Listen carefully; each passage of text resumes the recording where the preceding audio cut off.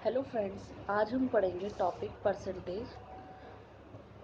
इसको मैं बताऊंगी आपको शॉर्ट ट्रिक में, कैसे आपको शॉर्ट ट्रिक में करनी है। ये बहुत ही सरल तरीके से आप क्वेश्चन को सॉल्व कर सकते हैं। परसेंटेज से कई सारे चैप्टर होते हैं। लाभ हानि हो गया, बट्टा हो गया, कई चैप्टर होते हैं जो परसेंटेज पे डिपेंड होते हैं। आपको परसेंटेज अच्छे से आ गए तो बाकी के चैप्टर भी अच्छे से कर सकते हैं आप।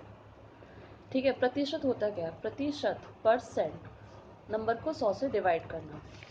इसके लिए, ट्रिक के लिए आपको सबसे पहले कुछ भिन्न समझनी जरूरी है, फ्रैक्शन समझनी जरूरी है। जैसे वन, वन क्या है? 100%। इसमें हमने किया क्या है कि वन को हमने 100 से मल्टीप्लाई कर दिया, तो सिंपल 100% आ गया। ठीक है। यहाँ पे हमने किया क्या है कि भिन्न को हमने प्रतिशत में बदला है। ठीक है। भिन्न को हमने क्या करा है? प्रतिशत में बदला है। इसका यूज़ मैं आगे करूँगी तो इसको पढ़ना बहुत ज़रूरी है। जब मैं इसका यूज़ बताऊँगी तब आपको पता चलेगा कि क्यों ज़रूरी है। 1/2 बराबर 50%, 1/3 बराबर 33 सही 1/3%। कैसे आया ये? 1/3 गुणा 100, 100 में 3 का डिवाइड करो तो 33 सही 1/3%। 1/4 बराबर 25%, 25 100 का 100। 1/5 बराबर 20%, 1/6 बराबर 16 सही 2/3%, 1/7 बराबर 14 सही 2/7%, 1/8 बराबर 12 सही 1/2%, 1/9 बराबर 11 सही 1/9%। ठीक है। ऐसे ही कुछ ऑल्टरनेट है। 1/9 बराबर 11 सही 1/9%, 1/11 हो गया आपका 9 सही 1/11%। उल्टा हो गया, 1/9 का 11 सही 1/9% और 1/11 का 9 सही 1/11%। ठीक है। ऐसे ही हम 1/12 का देखते हैं, इसका जस्ट आधा। 1/12 का 8 सही, 16 का आधा 8, 8 सही 1/3%। सेम 1/14, 7 सही 1/7%, 1/16, 6 सही 6 सही 1/4%। जब इसमें हम 2 का भाग करेंगे तो क्या हो जाएगा? 1/4%। ठीक है। इसमें कुछ आगे भी थोड़ी ज़्यादा भिन्न है जो आपको करनी पड़ेगी। ठीक है। उसके अकॉर्डिंग आप क्वेश्चन सॉल्व करेंगे। ठीक है। और उसकी पीडीएफ मैं दे दूंगी, कितने भिन्न आपको याद करनी पड़ेगी। वैसे ये सिंपल है, कुछ नहीं है, 100 से मल्टीप्लाई करना है और सिंपल भिन्न का प्रतिशत बनाना है। ये आपको आना चाहिए, ये बहुत ज़रूरी है अगर आपको ट्रिक से करना है तो। अब हम कुछ क्वेश्चंस देख लेते हैं पहले। एक बहुत ही छोटा क्वेश्चन है जिससे कि मैं आपको ट्रिक समझाऊंगी कैसे करेंगे। क्वेश्चन है कि किसी संख्या का 10% 20 है तो संख्या क्या होगी?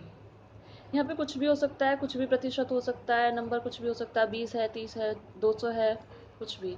ठीक है। तो 10% 20 है तो इसका मतलब 10% का पहले हमें देखना है भिन्न क्या बनेगी। तो 10% की भिन्न क्या बनेगी? 10/100 मतलब 1/10। ठीक है। 10 क्या है? हमारी मूल संख्या होती है। यहाँ पे भिन्न में जो आपकी हर में आएगी, डिनोमिनेटर में जो आएगी, वो होगी आपकी मूल संख्या। डिनोमिनेटर हमेशा मूल संख्या होती है। और जो ऊपर दिया है ये पूछा है आपसे। ठीक है। ये क्या है कि मूल संख्या, इसमें किसी संख्या का 10% 20 है तो संख्या क्या होगी? 10% मतलब 1/10, तो 10 निकालना है हमें। मूल संख्या है ये, 10 निकालना है। एक हमें दिया है 1 unit is 20। Late consider is unit. 1 is unit, 10 is unit. 1 unit is 20, then 10 unit is 10 into 20. It will be 200 answer. ठीक है।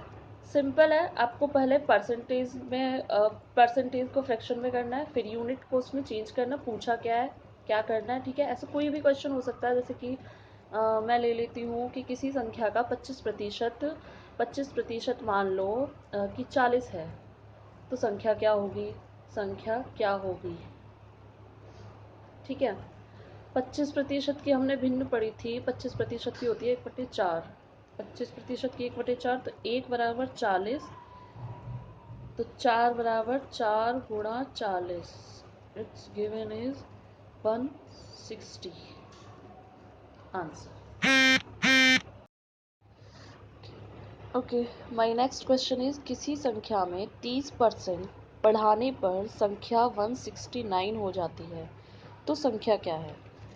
ठीक है, क्वेश्चन सिंपल सा है कि कोई संख्या है, कोई पर्टिकुलर संख्या है जिसमें 30% इंक्रीज किया गया है, तो वो संख्या 169 हो जाती है। हमें नहीं पता संख्या क्या है, ठीक है, संख्या उसने पूछी है कि संख्या है क्या। तो सबसे पहले वही पुराना 30% का भिन्न निकालना है हमें। तो 30% का भिन्न हो गया कितना, 3/10। कैसे निकाला हमने, 30/100 करके, 3/10 हो गया, ठीक है। अब वो कह रहा है, मैंने क्या कहा था कि हर जो है ये होती है मूल संख्या, तो 10 क्या है हमारी मूल संख्या। तो 10 में हमने इंक्रीज कितना करना है, 3। 10 में कितना इंक्रीज करना है, 3, तो नंबर हो जाएगा 13, ठीक है। 10 में हमने इंक्रीज किया 3, तो number will be 13। 13 is equal to 169। 13 किसके बराबर हो जाएगा, 169 के। 13 यूनिट इज 169, तो 1 unit is 169 upon 13, it will be 13। Okay, it will be 13। तो नंबर क्या होगा भाई, नंबर होगा 10 unit. 10 unit is 13 multiply by 10, it will be 130। It's your answer. Simple, कुछ नहीं है, ये क्वेश्चन 2 सेकंड में सॉल्व होने वाले हैं, ठीक है। 2 स्टेप आप करेंगे, क्वेश्चन सॉल्व। आपको सिर्फ प्रैक्टिस करनी है, आपको भिन्न पता करनी है किसकी क्या भिन्न बन सकती है, बस। और कुछ आपको इसमें बहुत बड़ी बात नहीं करनी है, बहुत बड़ी चीज़ नहीं करनी है, सिर्फ आपको भिन्न समझनी है कि भिन्न कैसे बनेगी।